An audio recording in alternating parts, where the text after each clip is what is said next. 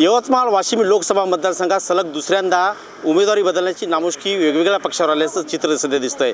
एकतर वाशिमचे भावना गोळी यांचा काल पत्ता कट झाल्यानंतर वंचितने आपला आज उमेदवार बदलल्याचं चित्र पाहायला मिळतंय। शहाचं राजकारण सध्या आपल्याला पाहायला मिळतंय। आज जे उमेदवारी मिळालेले ते अभिजित राठोड आपल्या सोबत आहेत। यांना उमेदवारी जाहीर झालेली। दादा, तरुण एकदम वयाचे तुम्ही उमेदवार आहात, काय तुमचं ध्येय असेल या निवडणुकीत करण्याचं? नक्कीच श्रद्धेय बाळासाहेब आंबेडकरांची जी ही चळवळ आहे वंचित बहुजन आघाडी यांच्या माध्यमातून, या पक्षाच्या माध्यमातून आमचं कार्य आणि उद्दिष्ट असंच आहे की विस्थापितांची चळवळ पुढे घेऊन जाणं। आणि विशेष म्हणजे बाळासाहेब हे शोषित वंचित पीडित घटकांचे प्रतिनिधित्व करत आहेत आणि युवकांसाठी श्रद्धेय बाळासाहेब फार मोठे प्रेरणास्रोत आहेत आणि त्यांच्याकडनं प्रेरणा घेण्यासारखी आहे। म्हणून युवकांनी त्यांच्या या प्रवाहामध्ये वाहून जाण्यासाठीचा हा एक बाळासाहेबांचा प्रयत्न आहे आणि त्यांच्याच भूमिकेला आम्ही समर्थन म्हणून मी माझा नामांकन अर्ज दाखल करत आहे। अनेक दिग्गज तुमच्या समोर आहेत निवडणुकीच्या रिंगणामध्ये आणि पैशाने गडगंज आहेत। अशा परिस्थितीत तुम्ही एकदम तरुण चेहरा, लोक तुम्हाला कसे पसंत करणार आहेत? निश्चितच तुमचा प्रश्न अगदी व्हॅलिड आहे। पैसा वर्सेस म्हणजे धनशक्ती वर्सेस जनशक्ती अशी ही लढत मी या ठिकाणी मानतो आहे।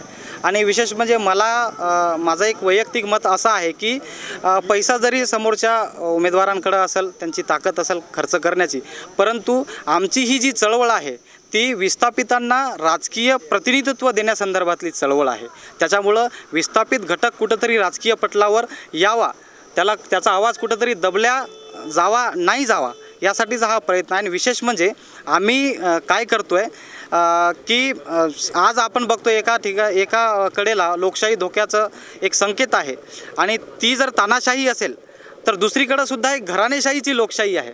त्या घराणेशाही आणि तानाशाही विरुद्धची ती आमची भूमिका आहे। एकूणच म्हणजे इतक्या तुम्ही रेसमध्ये नसतानाही तुमची उमेदवारी जाहीर झाली, नेमकं समाजासाठी तुम्ही काय कार्य करणार आहात?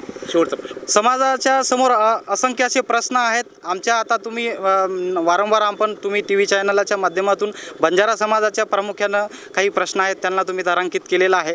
विशेष म्हणजे आता बोगस जात प्रमाणपत्र घेऊन घुसखोरीचा मुद्दा असेल, आरक्षणामध्ये पदोन्नतीचा विषय असेल किंवा इतर काही मुद्दे असेल, असंख्य असे प्रश्न आपल्याला इथं सांगता येतील। आज वेळेचा अभाव आहे, मला उमेदवारी भरण्यासाठी जायचं आहे। मला या विषयांवर, या प्रश्नांवर माझी जी भूमिका ही सविस्तरपणे आपल्याला माध्यमांशी बोलून सांगायची आहे।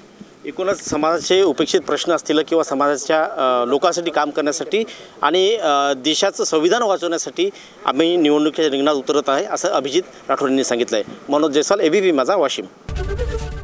ABP माझा, उघडा डोळे बघा नीट।